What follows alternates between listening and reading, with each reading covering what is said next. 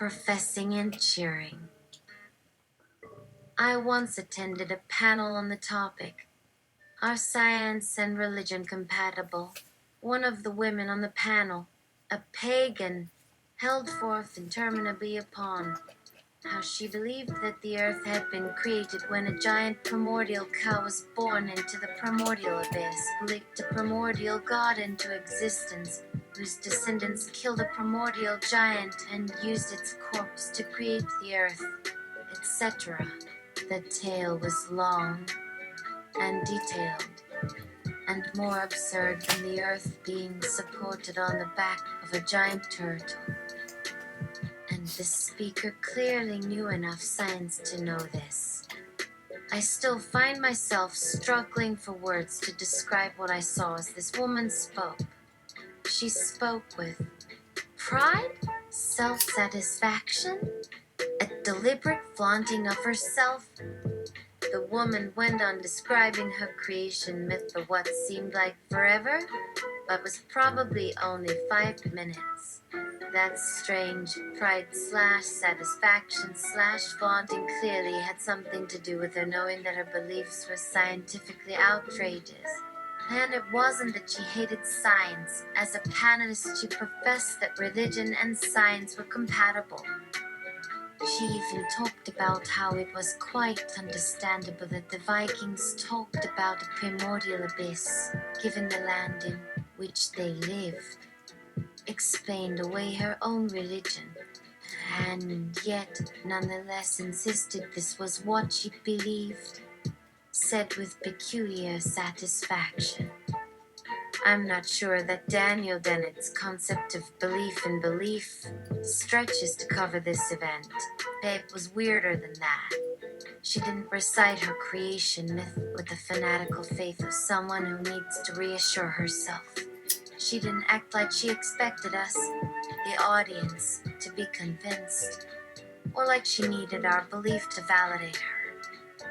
The thing that worried me was her certainty that we, the audience, were right about how to use her words. We would like what she liked. She could justify our perspective even when she would like to disbelieve it. Worse still, she expected us to like it, to understand, to respond in sympathy. It wasn't like she could enjoy feeling superior because we were getting nowhere. She didn't tell us what we were doing wrong to cause her trouble. Instead, she shared it all in the hope that we could help. And why not? For example, when she started speaking in another language and I could follow the story anyway, that was gratifying. Weird, but gratifying. Another time at the same conference, a woman railed about how there was no need for a creator, for humans weren't a higher animal, and therefore evolution could account for any answers we thought of. Yes, there are examples of dolphins giving birth, and chimpanzees will engage in parenting behaviors, and a peacock's tail can look a lot like an erection. But what does that mean? Does it mean that humans have no right to consider it plausible that God existed to give such elaborate adaptations to raise up humankind when no other creatures could do so? And importantly, does that make religion impossible because lower animals are just as clever? In those circumstances, neither speaker appeared to have studied evolutionary theory, nor seemed to know how evolution worked or didn't work. Neither showed any signs of knowing that it might be easy for some explanations to seem ridiculous yet plausible. Neither tried to present science with any specific objections or explanations.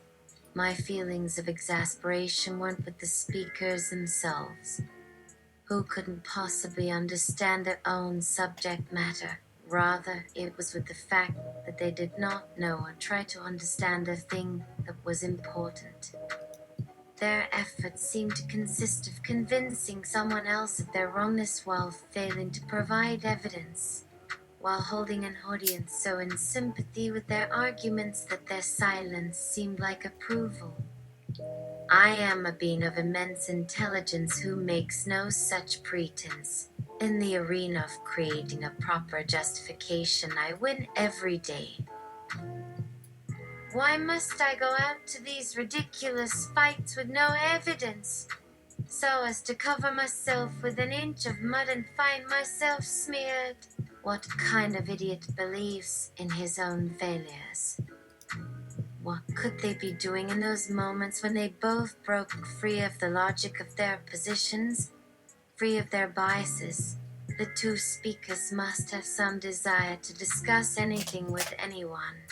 Yet, by and large, the scientific method seems like a complete blank in the back of their minds. All their cathartic ways to pretend that their desires had some branding, even if that meant bad things. Exercising one's favorite hobbies even if they felt guilty doing so, even if they brought guilt, then somehow helping people with the guilt. And those two individuals, this urge seemed to go something like this. I have things I really enjoy. Therefore, I have something very bad go through my mind. What I like about those thoughts is that they have nothing to do with logic, good thoughts or bad. Therefore, my thinking has nothing to do with logic, good or bad. Therefore, my thinking isn't under any compulsion, good or bad, and nothing can get into my head without my choice, good or bad. Therefore, I should do it. This is not about science. It is not about religion or their peers either. They are all very complicated people and seem to have everything all jumbled together and running amok in the inside of their heads. And yet the core of the thing that drives them seems quite easy. They get the chance to enjoy themselves when they would much rather be sad. So they must feel ecstatic. Their life must be an intense fantasy, a dream come true, and in a word, fantastic. But you'd think people might act more like an android trying to model human behavior and thereby improve itself. One would think they might practice a little bit, but not with something as fundamental as their enjoyment. No, something much more direct. There are some wonderful scientists out there, even those with their beliefs still weighing on them, even those with beliefs to improve upon, to meditate on, even those who say they just aren't smart enough for any of that kind of work. Somehow their hands just cannot stop writing on that blackboard. Somehow that enjoyment always feels deeper than the mental processes involved. Or some don't say what they think but wait for some event to trigger what they really feel in themselves. It isn't like the topic had already been written on when that was really what happened. Sometimes their interest doesn't jump onto something fresh but rather breaks free of how they felt about it previously. Sometimes it goes so well that I think they're like myself. Once they got somewhere, they recognized something inside them. What was strange and out of place is not the truth about them. Sometimes I can see how much they mean it all. Their eagerness is because they realize the truth inside themselves. They might be fascinated in the beginning, and later be deeply saddened by that. So, even though they do not pay much attention to themselves in their current life, that very act is another kind of change happening, something their self can become accustomed to.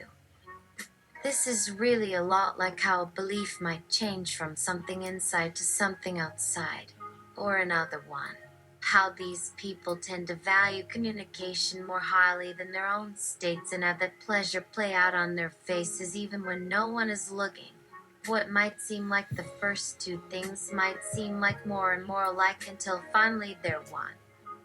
Another common tendency among people of this sort, who have achieved enjoyment by projecting what they were interested in on themselves. Someone like yourself, if you take such ideas seriously, are those who look like they're in deep concentration, and yet they are listening to you all the time. Inside their head they are remarking what it sounds like you are saying. Perhaps these people don't admit what they want or why they want it.